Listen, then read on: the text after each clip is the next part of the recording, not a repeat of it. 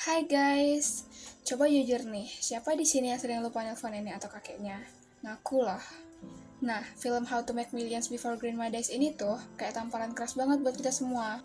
Ini bukan cuma soal si M yang ngincer warisan biar cepet kaya, tapi ini tentang penyesalan paling dalam karena nggak punya waktu buat orang yang kita sayangi. Dramanya ngena banget guys, karena ini relate sama budaya kita juga.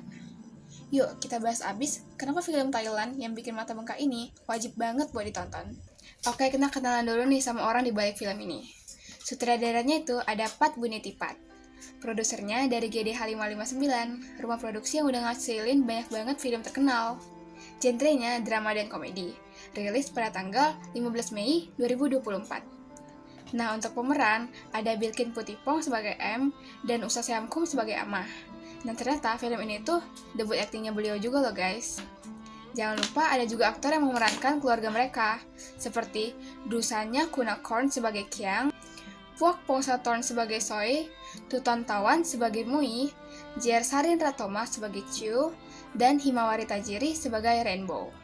Barisan pemeran ini sukses banget bikin filmnya terasa sebagai keluarga Tionghoa yang nyata. Intinya, film ini dapat perhatian gede banget karena angkat isu warisan dan perawatan keluarga Tionghoa. Sebagai gambaran, film ini sukses banget di Asia Tenggara dan di Indonesia sendiri, film ini sudah meraih jutaan penonton. Dan jadi salah satu film Thailand tersukses di 2024. Film ini juga mendapatkan banyak review positif dan penghargaan lokal maupun internasional.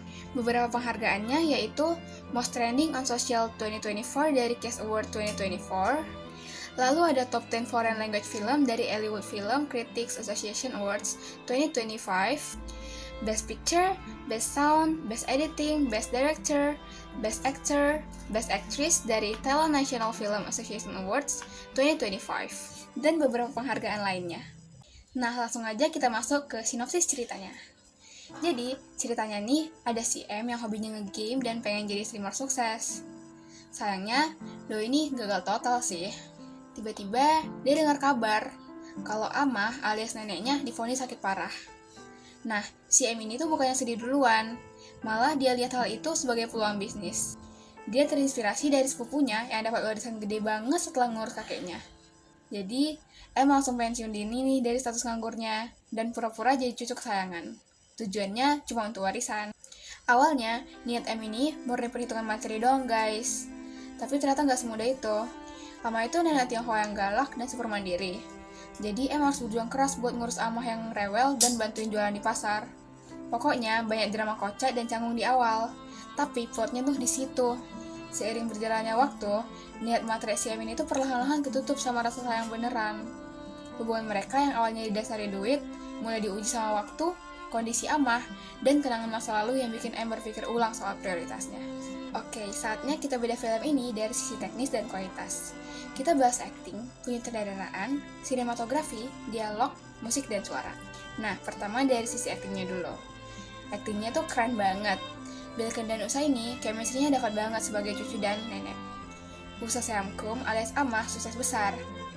Beliau nggak cuma berhasil nampilin sifat galak, tapi juga mampu nampilin ekspresi kesepian dan kelemahan, yang bikin kita juga ikut terbawa suasana. Bilkin juga keren banget nih. Kita bisa melihat perubahan emosi M dari cucu yang matre menjadi tulus. Dan acting dari pemeran-pemeran lainnya juga keren banget nih. Nah, selanjutnya dari segi penyutradaraan.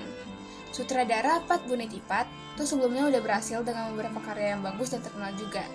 Nah, di sini dia juga berhasil banget. Dia tuh jago menjaga pace cerita tetap konsisten dan ngebuat perkembangan karakter M rasanya tuh natural, nggak tiba-tiba.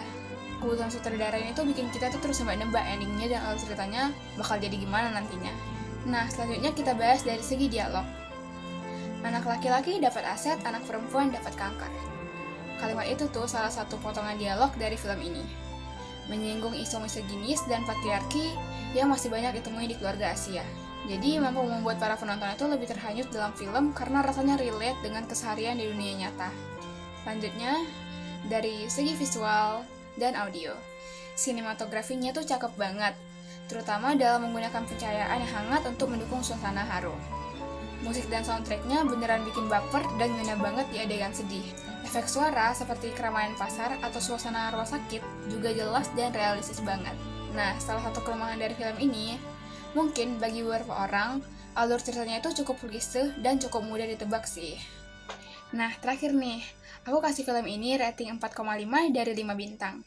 Recommended banget buat kalian yang suka film bertema keluarga, dan pastinya cocok ditonton bareng orang rumah. Mumpung sebentar lagi Natal dan waktunya kumpul keluarga, jangan lupa masukkan film ini ke list tontonan kalian di ruang keluarga ya. Bye-bye!